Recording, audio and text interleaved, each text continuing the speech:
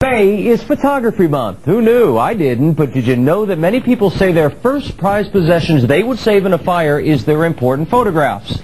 Even so, many have done nothing to safeguard and preserve those same pictures for the future. To let us in on the simple secrets of digital photography is Bond. Ralph Bond, Intel's Consumer Education Manager. Good morning to you, Ralph. Hey, good morning. So is it easy to preserve your photographs, Ralph?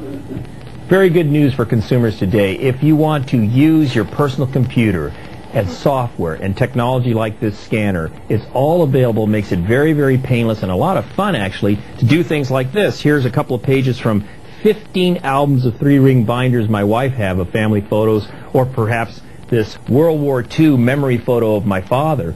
All of these things can be scanned, digitized, burned on disk, and preserved forever. Well, that's one of the maybe the problems we're having with computers today. It's kind of nice to have those albums.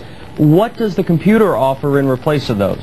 Well, let me tell you what I've been doing at my home. For example, going back to my wife's photo albums here of the kids, I've been taking them, putting them into the scanner, like this Microtech scanner here.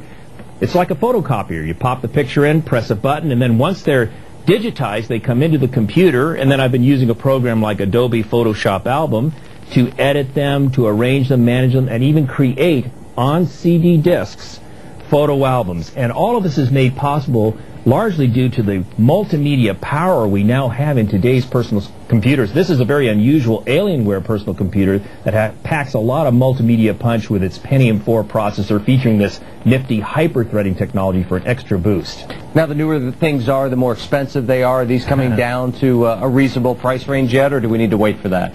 Sure. In terms of cost, typical digital cameras today, for example, about $200 for a 2-megapixel or higher camera, which is very, very good for family use. The scanners like this Microtech scanner, these can be $100 or even under $100, and they're very, very good. $49 for a typical software package like Adobe Photoshop Album. And then personal computers can range, of course. Pentium 4 models can be as under $1,000, or they can be up to around $1,500 to $2,000 for special models like this one. And one benefit, easy to share your photo albums over the internet with others, correct? Well, that's true. Once you go digital with your pictures, a world of possibilities opens up.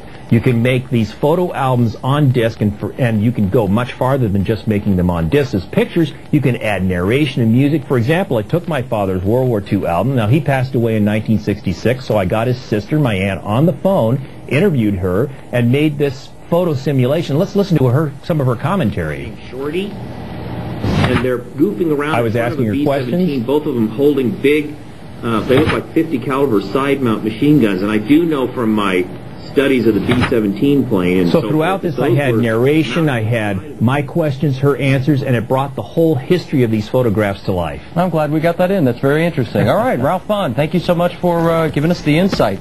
My pleasure. All right, and we'd also like to thank Intel for providing this morning's satellite interview. I'm amazed. So we were about out of time there. It is very cool that we were able to get that element in, because that's very cool. I love the little sound effect of flipping the page even. And imagine interviewing people that you know aren't going to be around forever and getting them down like that. So you're getting more than the picture, you're getting their voices. Yeah, that's very cool. nice. Very worthwhile interview this morning. Awesome. We're all going to run over and do it now.